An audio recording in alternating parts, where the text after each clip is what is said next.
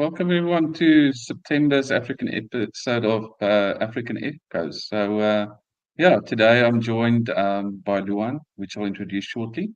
But African Echoes is something we run on a monthly basis. We try to do it at least on a monthly basis.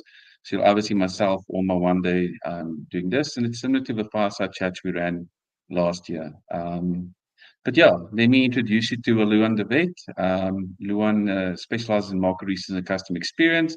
And I want to give you a warm welcome, Luan. Thank you for coming. Thank you so much for having me, Sean. I'm so glad we're doing this. Finally, eh? So before we start, maybe just some background. Myself and Luan, we worked together for probably a month previously at the same at the same job. And then obviously I moved on to Question Pro, so we met each other quite briefly actually. And Luan actually came to our X-Day event in February this year, and we also saw each other at Samra again. So we keep bumping into each other, and that's why I think it's a good idea to maybe have a chat today. So something I typically ask people coming on the show, Luan, is maybe like a little bit of a question just to let everyone find something out about you that they typically won't know. So for today's question, I've got a question which is, what's the book that has had the biggest impact on your life, or your favorite author? Sure. I think a book that probably influenced the trajectory of my life is Freakonomics. I don't know if you've ever heard of it. It was released in 2005. I was a first-year marketing student, and I was just fascinated by how economic principles influence culture. And I think that's why I fell in love with consumer behavior and why I ended up in market research and consumer behavior. Fascinating. Yeah, I actually haven't read Freakonomics yet, but I've heard many good things about it. Interesting. Thanks definitely for do it. sharing. Cool. Yeah. I'll borrow your copy. Yeah, you're welcome. It's very old, but I'll bring it. Cool. So just to get some admin out of the way, so obviously these sessions are typically 30 minutes. It's usually 2 o'clock on a Thursday afternoon. Like we said, we try and do it at least once a month. And if you are trying to access this, you can access it from my LinkedIn profile, as well as Question Pro's YouTube feed. So post your comments and questions in the feed. We'll be happy to answer them as best as we can, and try and make this a little bit more engaging. So, you might be asking, what is African Echoes all about? So, it's just informal discussions which we have with South African clients, colleagues, partners, subject matter experts, where we share ideas, thoughts, experiences, challenges, and best practices in market research. And not just research, CX, data analytics, anything with regards to a broader research space. And maybe what you're also asking is what we're going to talk about today. So the topic for today is elevating CX in South Africa with an omni-channel strategy. And I've got Luan here who's going to be answering some of my questions today. So Luan, I hope you're ready. My first question is, how important is an integrated omni-channel strategy for businesses in today's environment? Thank you, Sean. Yeah, I think an integrated omnichannel strategy is no longer a nice to have. It's a necessity in today's competitive landscape. I think especially in South Africa, industries are very, very competitive and moving fast. And our customers expect seamless, consistent interactions across all touch points, whether they're engaging with a brand via social media, in store, online, or through customer support. So, an omni-channel strategy ensures that businesses can meet these expectations by creating a unified customer journey. I think customer journey has been a buzzword for a couple of Mm, years now, but it's important to have that consistency no matter where the interaction occurs. I think in South Africa, where customer expectations are also rapidly evolving, being mm, exposed to international platforms as well, a well-executed omni-channel approach helps businesses to stay relevant, to stay competitive. I think what's very important for me as well is not just having an omni-channel strategy, but a focus on how you're going to execute it, because implementation is really critical. Mm, So your execution means that ensuring that all your customer data is integrated in real time and that systems across channels work together seamlessly. So businesses must really invest in training their teams to ensure employees can manage and optimize each channel effectively. And this requires consistent monitoring and adaptation to new tools and new platforms. mm. So what would you say is it's a typical challenge that maybe large organizations face when they try and implement an omnichannel strategy?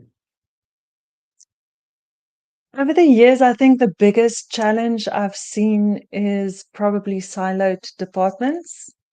So Mm, with different teams having to work on different channels and across different experiences, if they don't collaborate effectively, it leads to a disjointed customer mm, experience.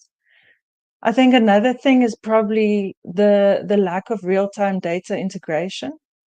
So if you don't integrate your data, then you have a multi-channel strategy. You don't have an omni-channel strategy. mm, To deliver that seamless omni-channel experiences, you need to integrate data from different touch points from various sources, and it can be complex and expensive. I think the last one, which probably goes hand in hand with the siloed departments element, is mm, employees' resistance to change. I think people like the familiar and the ways things have always been done. So when you introduce new processes and technologies, there has to be some change management and training and helping people understand why the changes are happening and the role they mm. play to get that buy-in from employees to execute what you need to be done.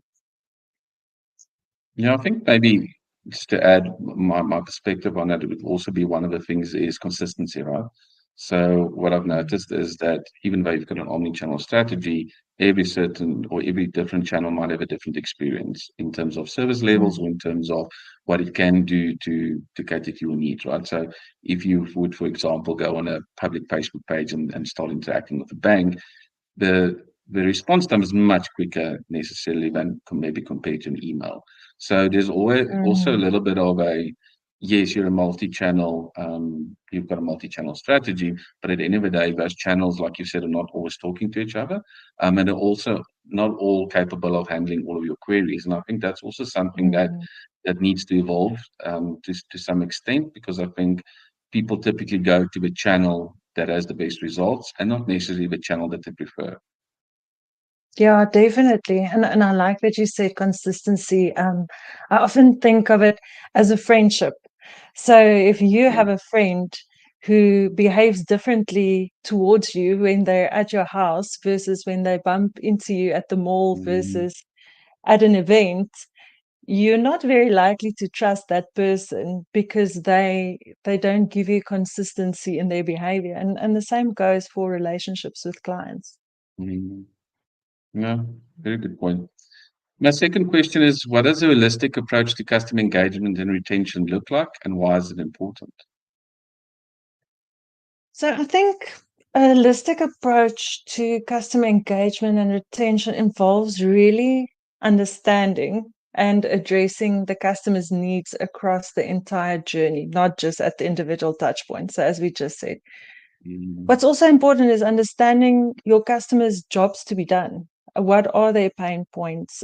So looking at CX really from a 360-degree view, ensuring that each department, whether it's marketing or sales or customer service, works together to provide that consistent and aligned experience. I think from a South African perspective, where customer loyalty tends to be quite fragile at the moment, from what I've seen, I think it depends which industry you're in. There's intense competition in some industries or various socioeconomic factors that impact it. It's really important to foster relationships that go beyond the single transactions, regardless of the channel. And I think to implement this and have that holistic approach, you need that effective collaboration between departments internally and in consistency, as we said, in the messages that you send out. So yeah, you need cross-functional teams, you need process integration and constant communication to ensure that it's consistent. So maybe just expand on that point, because I mean, in previous question you mentioned there's a lot of silos, and then I mean, obviously those silos need to be broken, and people need to collaborate. What are some of the ways that you've seen, maybe from your teleshow days, how these things can be achieved? I think what I've seen works really well is to have feedback loops from customers and from employees, and to use that Mm, to refine your engagement strategies. So I think it's great from a customer experience perspective to look at external benchmarks and measurements, but those are only once off or ad hoc, let's say throughout the year. But a solid VOC mm, program, managing and tracking customer experience, responding to when things go wrong, but also having a feedback loop with employees, because your employees are the mm, people who talk to customers or service them every single day, and they know what the pain points are and why people, what questions mm, people are asking. So I think, yeah, having those feedback loops and addressing the things you uncover, not just mm. collecting the survey feedback and sitting with it, but actioning, doing resolutions on complaints and concerns. That really helps. And that's the difficult thing. I mean, a lot of people have a VOC program, they uncover a lot of root causes, a lot of issues, but at the end of it, nothing really changes, because it might not be something that you're interested in changing right now, maybe something for the future, or it doesn't really um, mix with a culture. What are some of the ways that can be pushed forward a little bit better, where, where these types of insights are really taken for the important stuff that they raise, and how can you drive that forward with Exco and those types of Mm. stakeholders? And that is so important, right? I think just the last part of your question is getting C-suite buy-in. You'll see it across Mhm, different platforms. People talking about CX will talk about getting that buy-in at a senior level. I think it's crucial to do that. You have to speak the language. You have to be mhm, able to not just talk about what we refer to as the softer side of customer experience, of it's the right thing to do, treat the customer fairly, but to also talk about the ROI of investing in mhm, customer experience and the impact on customer lifetime value and loyalty and the potential to upsell to clients or cross mhm, sell. So I think you really have to incorporate that into your customer experience strategy. If you have to motivate for funding, for omnichannel, or for integration, you really have to be able to show what is the financial benefit going to be. Is it going to be in terms of customer lifetime value, or is it going to be a saving from the perspective of efficiencies, mhm. optimizing processes, FTEs or headcount? So yeah, you need to make sure you can justify why you want to invest in CX. Yeah, and that's a complex thing to solve, right? I mean, for a small company, it's much easier than it is for a multi-brand, multinational company. So I think maybe some more work to be done in that area. I do see there's some of the weaknesses currently, I think, in terms of driving these changes. But yeah, definitely. We've maybe touched on this question a little bit, but what would you say are the key components to a successful CX strategy?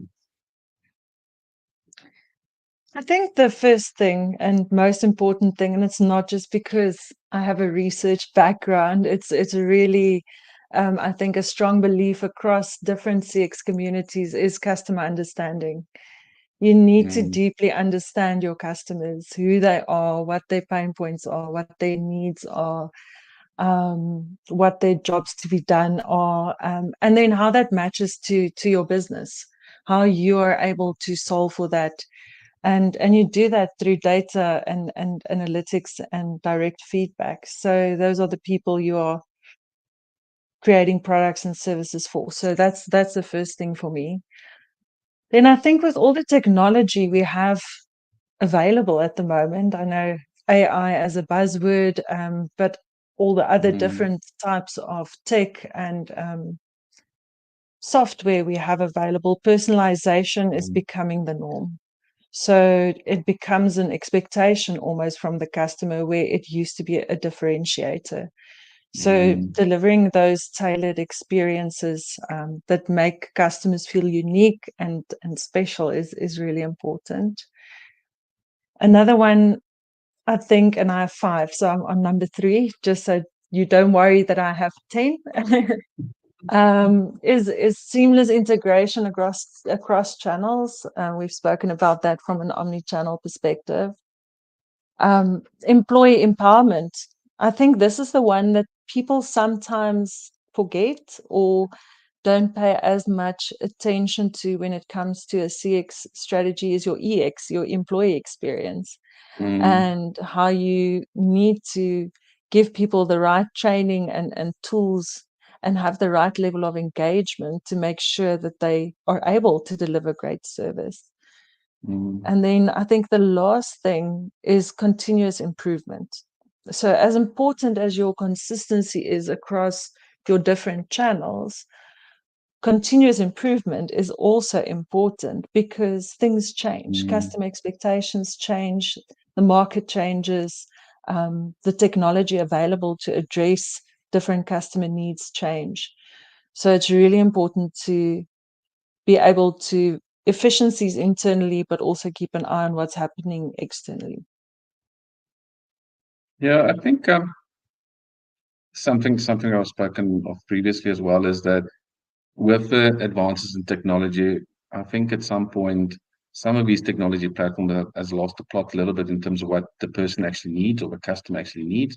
And I think also similarly on the client side, so they invest in a lot of tech, but at the end of the day, it's making customers' lives much more difficult. And I think it always reminds me of an example of the Amazon boardroom where you always have to have that customer in the boardroom with you. Mm, Obviously, not physically in that case, but with Amazon's boardroom, they've got a open chair, and that represents the customer. So every decision that they make, they think of how does this impact the customer. And it always, for me, pulls it back to, you know what, as technology evolves and changes, the only thing that's constantly are people, right? So you always mm, need to think of the human element and what the human needs, and also similarly, human needs evolve similarly to what the needs for technology will evolve. And I think sometimes we just need to pull it back a bit and say, you know, what does the customer want? What do they actually need? mm, Rather than having kicking off with a strategy and having a voice for customer platform with 20 different channels and all your websites, all your apps, and nothing is working, rather start with one, start with two, and do that properly. And once you've got mm. the recipe down, then you can continuously include new channels, include new ways of helping your customers. And I think that would just be my take on it in terms of where I still see a little bit of improvement that's needed from some organizations. Yeah, I agree. I think something I often advocate for is to not see technology as a replacement for human Mm, effort in all spheres. So, yes, there are areas where we can use tech to do things faster. But the ideal is to really blend AI or tech with human input. mm, So you can deliver faster and more efficient service, but without losing the personal touch. There are yeah. moments in a customer's journey, normally the pain points or the significant events where they want to speak to a human. It is comforting, Mm, but what you can use technology for is to automate the routine tasks that humans used to mm, do and then upskill your humans to give superior service when they then have that human interaction or that face-to-face interaction. So it's mm. really an enabler. It's not a replacement. Yeah, 100% agree. I mean, we've seen it all over. I mean, we've also got AI in our platform, and I think a lot of clients are jumping on the AI bandwagon. I mean, at the end of the day, it's there to support, right? It's there to lend a hand and then not to take over someone's job completely. There always needs to be some human supervision. So makes Yeah. sense. Um, Another question I've got is, what are some of the common challenges businesses face when implementing CX strategy? Now, I know I've asked it a little bit at the beginning, but maybe if you can maybe focus this a little bit more towards some of the channels that people face. I think yeah, we've touched on the siloed approach and I think the data integration. I think maybe we can expand a little bit more around internally that employee resistance to change, Mm, as well as the execution of the strategy. Because I think mm, we all enjoy putting strategies together, right? It's exciting, it's interesting. We do all the sticky notes and the research and understand what our customers want. But where a lot of strategies fail is in the execution and the persistence, because that's where the hard work sits. So it's very important to look at how you will overcome your operational challenges regarding execution and implementation through change management, through good communication channels, and then plans. So there's a big strategy, but what are your operational plans, timelines? What are you going to track? What are your milestones, your goals? So those different strategic initiatives will then become projects that needs to be executed. So I think it's really the planning that sits behind the execution and how that is tracked mm. and monitored and rewarded. I think rewards play a big role as well in getting everyone in the company involved, is to reward the right behaviors, to reinforce the right behaviors. I'm glad I you hope that mentioned the answers your rewards question. element. So no, it does, Mhm. because I think it's such a important point to note that sometimes people need to move in a direction, and the way to do this by incentivizing them, right? Um, but I think one of the other things that sometimes is an issue is that yes, you start with your planning, your strategic plans, and all sorts of stuff, and then it comes to a point of you don't have capacity to execute it. So, what are some of the things that you've learned, or some of the things that you can maybe caution organizations against in terms of not falling into that pitfall of not necessarily having the time to implement these strategies, or not necessarily having the staff to support these strategies? I think it shouldn't be, for lack of a better word, it shouldn't be a side hustle, right? Mm, It shouldn't be an add-on to someone who actually has something else that's keeping them busy full time. It's really good mm, to have dedicated customer experience people in the business and to have customer champions in different areas of business as well. Then it comes down to the planning. So are you taking your overall strategy and breaking it down into different elements, then identifying who's responsible for what, then developing projects around that with the tracking, the measurement, the tools required. So it's very much that agile approach of building and checking, are we still on the right track? And that is that cross team collaboration that's so important, where you need all your different stakeholders involved in making sure we're moving forward, but we're also moving in the right mm, direction.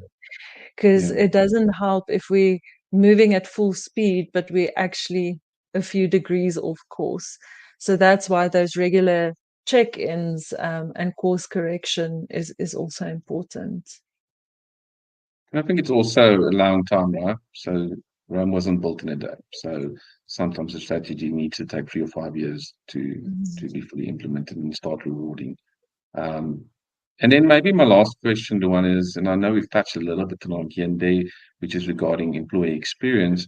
But what role do you think employee experience plays in the overall CX strategy? How do you see those connect? Think, yeah, employee experience is so critical. to the success of any CX strategies. Employees are the ones interacting with customers, whether directly or indirectly. And their level of engagement is going to directly impact how customers experience and perceive the brand. So yeah, your employees they need to be very well trained, supported, they need to be motivated.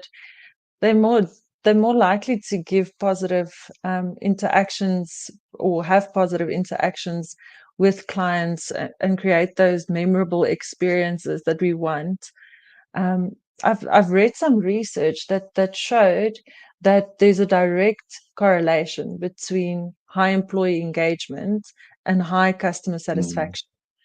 So it's really that's where your ROI discussion comes in terms of investing in employees as well. Happy employee, happy customer. Yeah, and I mean it's becoming a tough thing to do, specifically in remote era where a lot of people working remotely, and it's much more manageable at the office.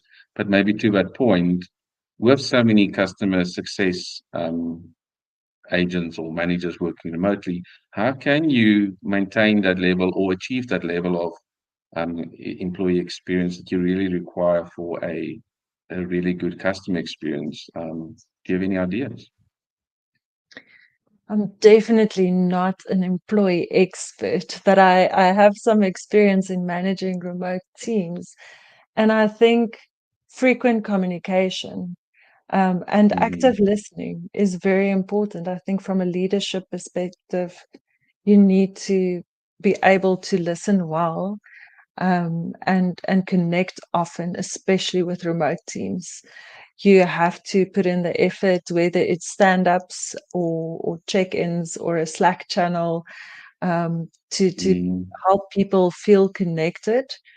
And then the enablers, you need to have training available as well. And I think the way we will train in the future is also going to change due to this remote nature.